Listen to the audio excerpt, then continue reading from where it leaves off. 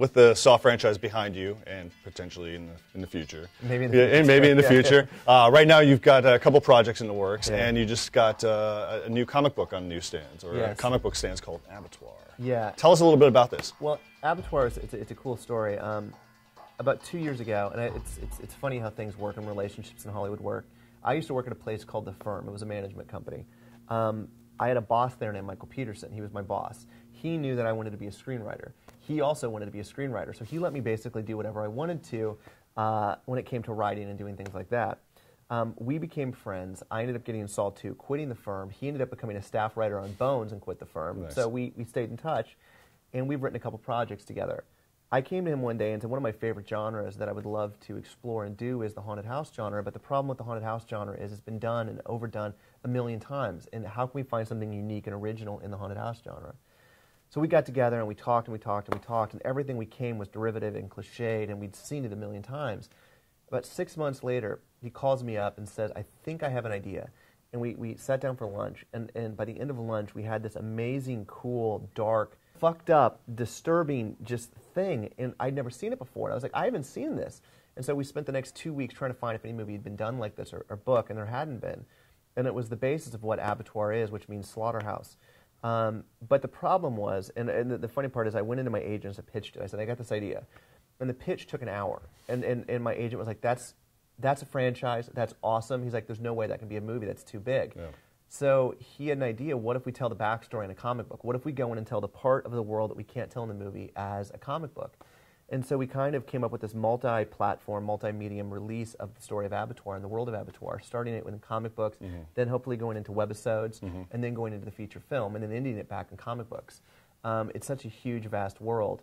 And I think that what's amazing is the story of Abattoir is its own unique, separate story that will stand alone as its own thing. But when you watch the movie, it'll fill in tons of backstory that you didn't know about. It'll fill in tons of character beats you didn't know about. And again, the same thing with the web series. They're all standalone things that tie into a much bigger world. And if the feature film gets off the ground, do people need to read the comic book to even know? No, and that's what's great about it. It will help, and it'll definitely set up a lot of answers to questions you're going to walk away with in the feature film. But no, they're each individual, their own thing, but they all exist within the same world. Nice. I think that's what's great about it. Is this world exists. And this is one street in that world. And then there are other streets in the world that, again, will hopefully form a universe when we're all done with it. Now, what are the game plans? Obviously, you're going to go shoot 11-11-11. But, I mean, this will be, like, in the future? Or do you think you could be comfortable giving this to somebody else to direct? No, again, this is something that I feel very passionate about. Everyone wants to start their own thing, their own franchise. I didn't start Saw. I was brought into it. That's James Wan's thing. And I think that for the rest of the life, no matter how many Saws I did, when I direct Jigsaw in Space and all these others, I can direct 15 Saws, and it's still James Wan's thing. You know, Repo was my thing, but it's always going to be this underground kind of cult thing. It's never going to be that huge. Yeah. I want to start my thing, and I think that Abattoir is it. It's, you know, I think for a successful horror franchise, there needs to be a couple of iconic things. You need an iconic villain. You need an iconic location. You need all these things about it, and I think that we set off making Abattoir thinking of that. Who's the villain? Where's the location? And it's got all those things that I loved in the 80s. When you watched so many great franchises started in the late 70s and 80s. Yeah. And I think that we studied those and figured out what worked and what didn't work, and that's what this is. So it's definitely something that I definitely want to be a part of. We're already talking, and we're already starting on the script of it. Nice. And the great thing about doing the comic is it's like storyboarding it. You can go into it. You can go into a studio and say, here's what it looks like. Here's what the villain looks like. Here's what the world looks like. And it's, you know, you can hand them that. You can also point to the success. We've been so far been selling an amazing amount of these things. So you can already point to the success and growing fan base of it and say, look, we've already sold out of issue 1. We have pre-sales on issue 2 this many. And this is going to be a 6-part series? It's a 6-part series. It comes out bi-monthly, which means the next one will come out in December and then February and so on.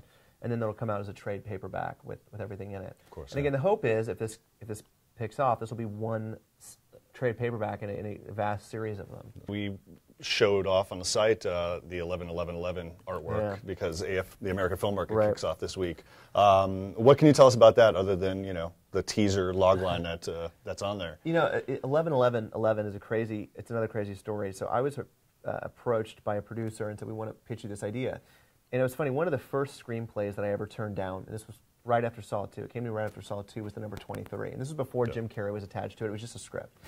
And I wasn't big on numerology, and I was just like, I don't see this. And I went on to do Saw 3.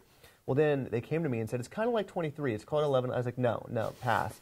And he says, no, just do me a favor and meet with me and let me tell you the idea. And so he had this idea, and he told me the idea, and then he got to the very last page of it. And I was like, that was awesome. When he hit me the last page, I was like, that's awesome. But I still didn't know. And he goes, I'll tell you what, go home, spend a couple of days, don't answer me right now, come back to me in 2 days. And he goes, watch for 11/11. And so I went home, and I started researching 11/11, and it's crazy. It's a phenomenon that's happening to millions of people where they see 11/11 in their lives, the number 11/11, be it on clocks, dates, receipts. I started looking at my own life, and I started realizing, well, my birthday is January 11, 2000. My January is 01/11/1979, 1111. This year, 2011, January 11th, I started seeing 11/11 everywhere. Then I did start noticing it all the time on clocks, and I started researching what does it mean. Yeah. And then it fed back into a mythology that dates back hundreds and hundreds and hundreds of years of what 11/11 means. And we uncovered this thing. It became very dark, yeah. and we started thinking about. I started thinking about, like, what if this mythology is real, what they think it is, and then it hooked me.